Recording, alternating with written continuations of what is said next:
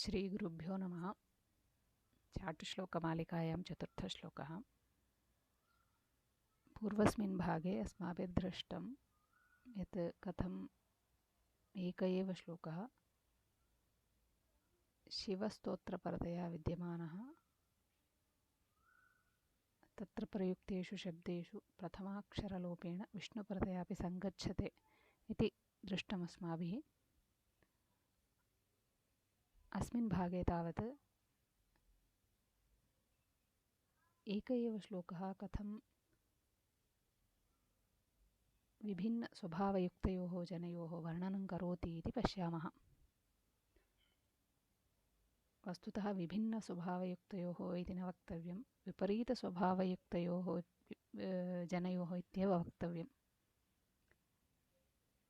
लोके साधारणतया वयं पश्यामः एकस्य जनस्य स्वभाववर्णनावसरे प्रयुक्तस्य पदजालस्य अन्येन सह तद्विपरीतस्वभावयुक्तजनेन सह तस्य स्वभाववर्णनावसरे प्रयुक्तं शब्दजालं भिन्नं भवति। उदाहरणरूपेण कश्चन साधुः अस्ति, सः सर्वदा धर्ममार्गे प्रचलति, तादृशजनं वर्णयितुं ये शब्दाः प्रयुज्यन्ते ते साधारणतया खलजनस्य वर्णनावसरे प्रयुक्तेषु शब्देषु अथवा प्रयुक्तैः शब्दैः भिन्नतां भजन्ते। किन्तु कथं समानश्लोकः तादृशजनयोः द्वयोः मध्ये साम्यं कथयति इति पश्यामः अस्मिन् भागे।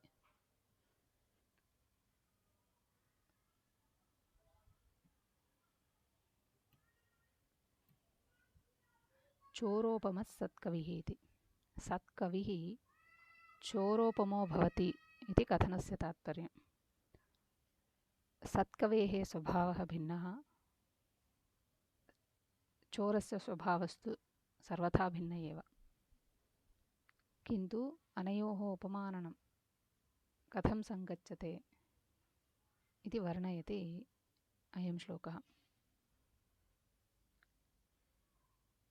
मन्दं विक्षिपते पदानि परितः शब्दं समुद्वीक्षते नानार्थहरणञ्च काङ्क्षति आधत्ते सकलसुवर्णनिचयं धत्ते रसान्तर्गतं दोषान्वेषणतत्परो विजयते चोरोपमः सत्कविः इति।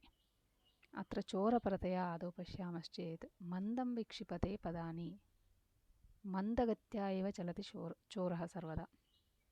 अतः पदानि मन्दं विक्षिपन् चलति इत्यर्थः।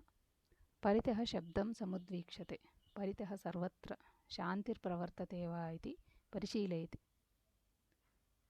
नानार्थहरणञ्च काङ्क्षति। अत्र अर्थशब्देन धनं, सम्पत्तिः इत्यादि ग्राह्याः भवन्ति। नानार्थहरणञ्च काङ्क्षति, विविधाः अर्थाः गृहीतुम् इच्छति इत्यर्थः। चोरः तथैव खलु करोति। आधत्ते सकलसुवर्णनिचयं।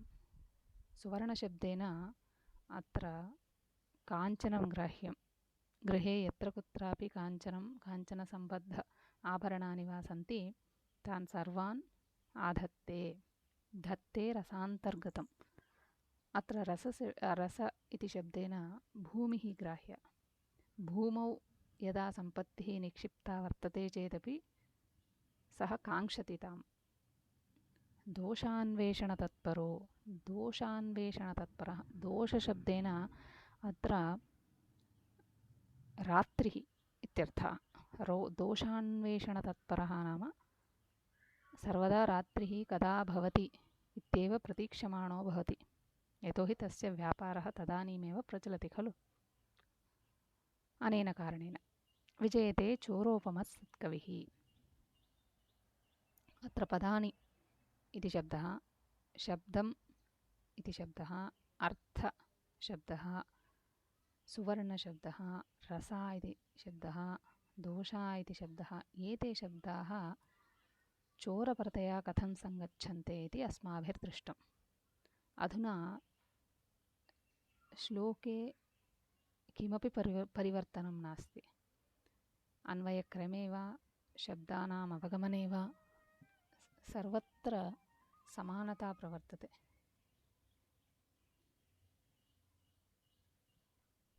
अधुना अयं श्लोकः कथं सत्कवेः परतया सङ्गच्छन्ते एते शब्दाः इति पश्यामः। मन्दं विक्षिपते पदानि। अत्र पदशब्देन भाषायां प्रयुज्यमाणाः शब्दाः अथवा पदानि स्वीकर्तव्यानि। मन्दं विक्षिपते पदानि। श्लोकप्रणयनावसरे शब्दानां विक्षेपणम् अथवा उपस्थापनं मन्दं करोति।